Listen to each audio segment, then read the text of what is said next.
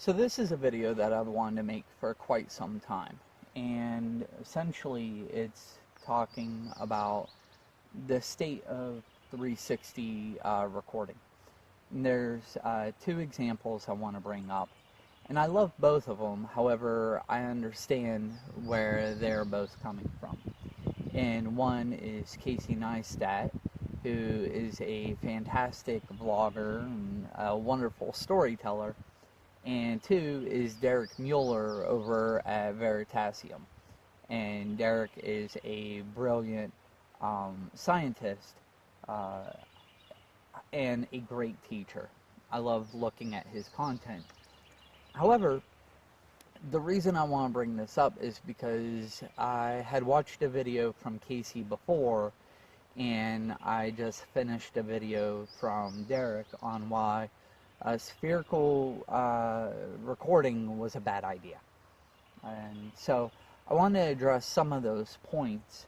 That being said, first let me start off with the Casey video that I had seen. Casey is a wonderful storyteller. He's an amazing vlogger. He knows how to tell a story.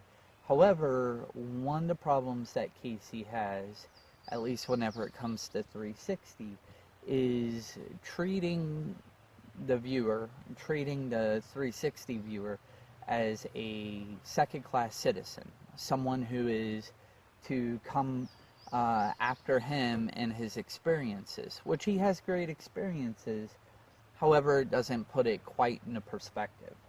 Hopefully, the way that I'm recording this now, you get to see and you get to hear me and see the content here, similar like you were sitting on this bench.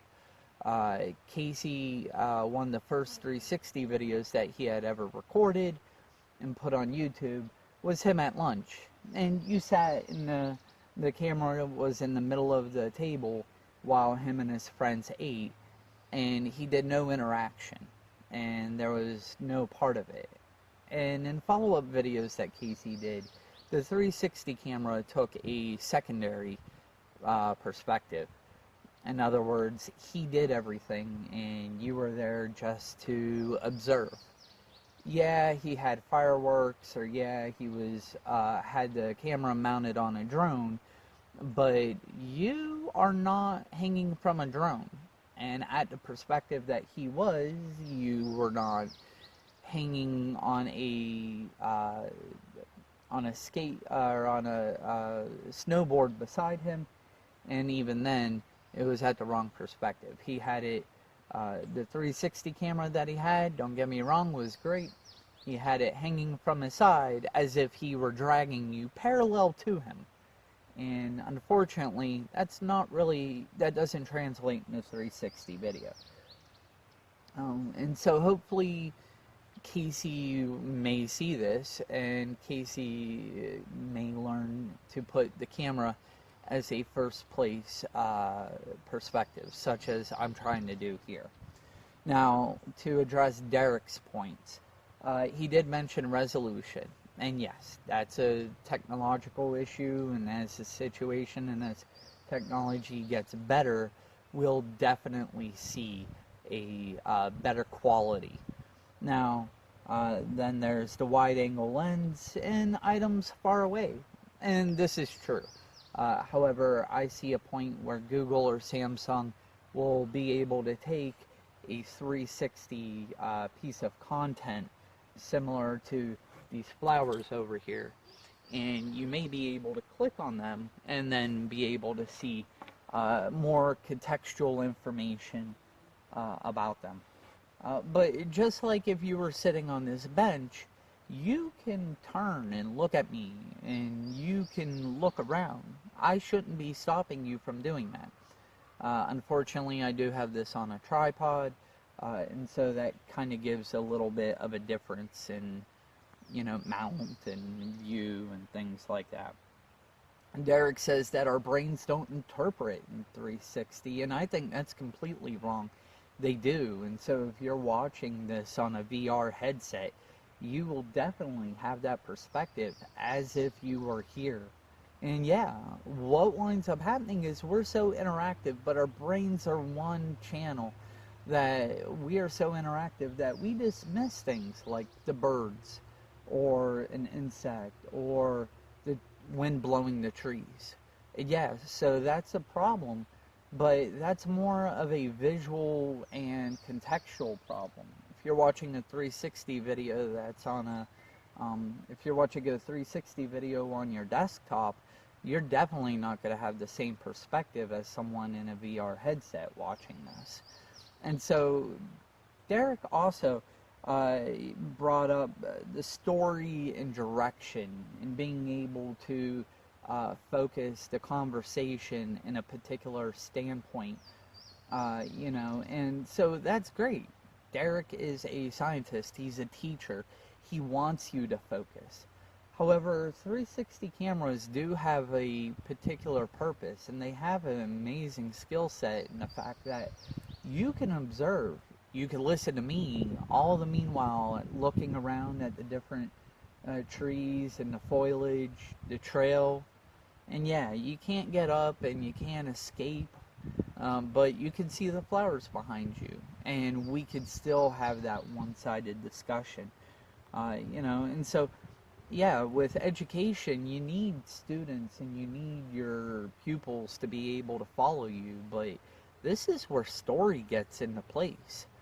The story to be able to have that one-on-one conversation. And, it may not be perfect for you, Derek, but for other people, nature, film, and photographers, 360 video is an amazing piece. We can share things with each other.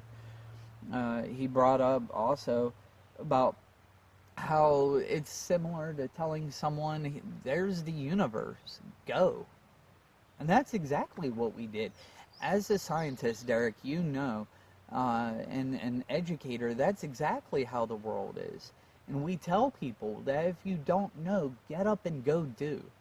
And so hopefully with a 360 camera, you can tell people, go do. If you see something in a video that you want to go explore that you saw in a video, it's no longer a one-way channel where you are solely focused on what you want to show in Veritasium or Casey wants to show. It is go and explore and be inspired by the things that you see in an everyday world. And so, yeah. So let's look at some examples of what else we could do.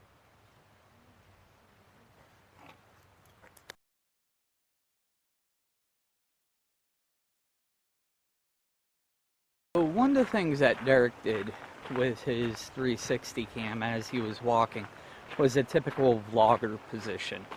And this is hooked up to my tripod, so as you could tell, it's going to be really difficult and out of alignment. However, the point is that for 360, a follow-on vlogger viewpoint doesn't make sense, because while you're looking at me and I'm looking at you, you are not getting to tell, you're not getting to see the way that the story should be told. Additionally, I'm walking when you're probably holding still. And at some point, because I'm in a park, you're going to run out of room if you're walking in your living room, or if you're walking around even in a small building, you're going to run out of room significantly faster than I do. This viewpoint doesn't make sense. And so, yeah, it might not work for everything that you want.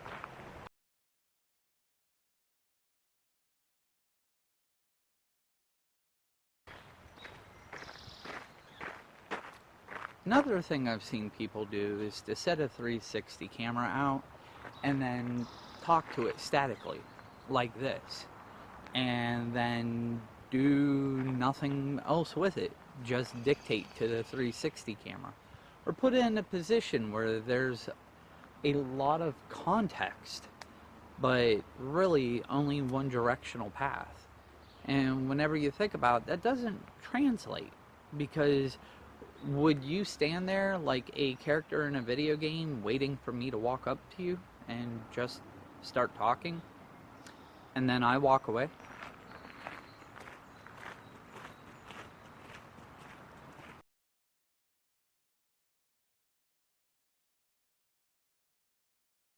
Gordon C. Crusher Eagle Scout Project, Browns Run Trail, June 2008, St. Mary's Troop, 620 Uniontown, PA. Made by the elementary school, 5th grade class of 2002.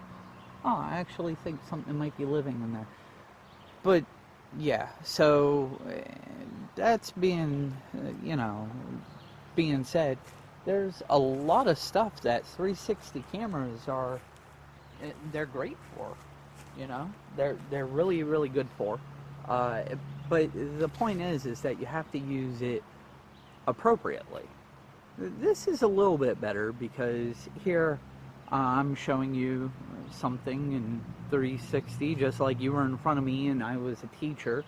And that being said, this would maybe work out a little bit better for Derek with Veritasium to be able to interact with things in 360. We're not going to touch this. But the point is you have to use the medium that you have.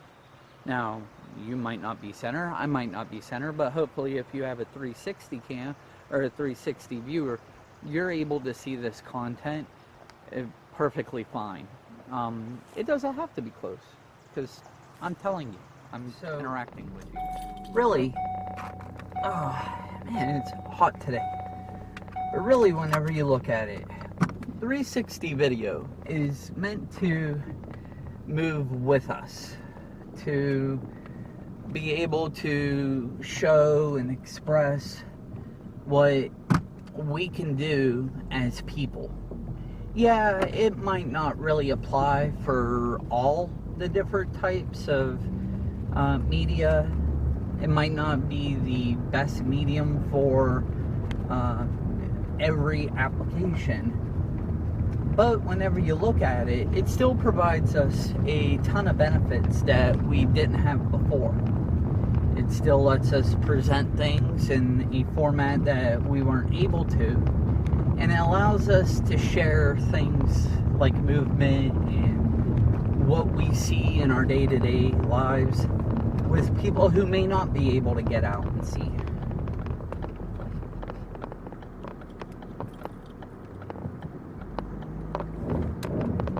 So, I guess this would be kind of an open letter to Casey and say, if you're going to create 360 content, could you do it in a way that maybe puts us with you and doesn't alienate us to the middle of the table while you're with your friends? And to Derek at Veritasium, maybe start looking at the way that you use 360 and how you could incorporate it in different lessons. I'm not saying that you're wrong. I'm not saying that I'm right.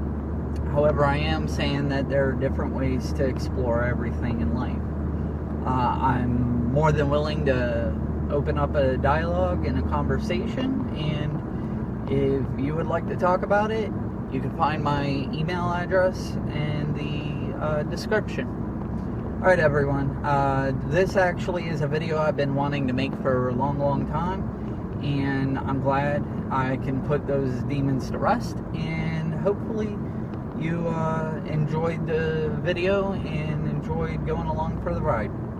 Go ahead, give me a like, subscribe, share, and hopefully you enjoyed the content, and I look forward to making more of it in the future. Alright, thanks everyone. Bye.